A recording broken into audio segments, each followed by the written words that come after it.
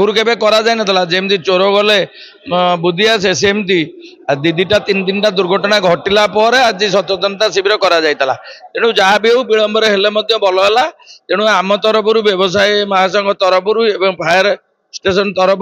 सबु व्यवसायी मान सचेतनता करागला मु समस्त भी अनुरोध करुच्ची आपण टीवी माध्यम जे घर हो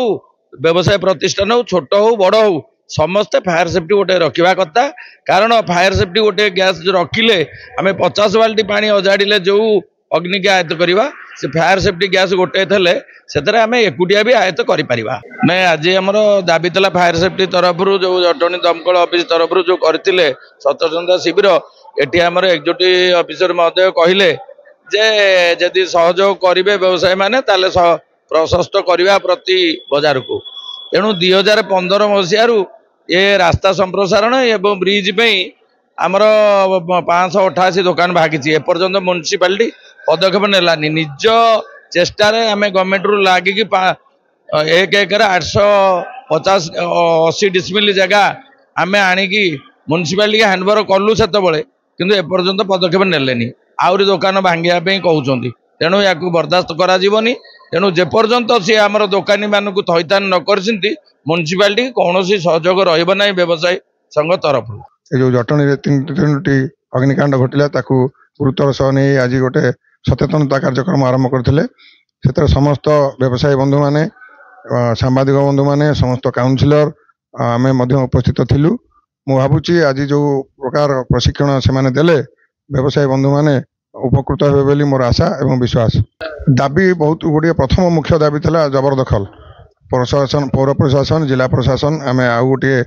मीटिंग डाकुचु आपण मान समस्त की से डकरा हे समस्त व्यवसायी बंधु मान डकरा हे तांकर मतामत नहीं जो अभियोग आसूची जबरदखल जो फायर ब्रिगेड जापारा ना गोटे जीवन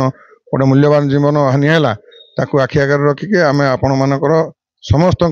सहयोग कामना करुचु समस्ते सहयोग करंतु पौर प्रशासन आपण सांगे अच्छी जमती ये जो घटना दुर्घटना घटिला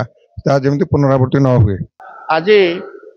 अग्निकांड सचेतनता कार्यक्रम आम रखिलु एवं समस्त जटणी बजार व्यवसायी संघ अच्छा विभिन्न व्यवसायी संघर प्रेसिडेंट एवं सेक्रेटरी को इनवाइट करा जाइथिला एवं तांको बजार मध्य किभली अग्निकांड न घटिबो सेथिबाई सचेतनता कराइबा पाई आमे सेमानकु डाकिथिलु एवं सेमानकु कहिथिलु जे सरकार नियम अनुसार जो सब बड़ बड़ व्यवसाय प्रतिष्ठान अच्छा छोट बड़ जहाँ भी अच्छा किभली अग्नि प्रतिरोधक व्यवस्था ग्रहण करेंगे से विषय सचेतन करइथिलु एवं आगामी दिन मानक आमे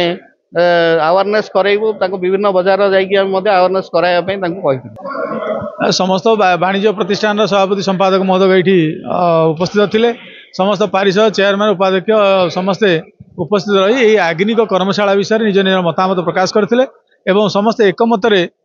सम्मति प्रकाश करथिले जे वाणिज्य प्रतिष्ठान रे समस्ते अग्नि निरापत्ता जंत्रपाति सब इंस्टॉल करेंगे जो द्वारा कि आगामी भविष्य में कौन प्रकार फायर एक्सीडेंट को एवॉइड करहब एवं धनजीवन हानि न घटियो।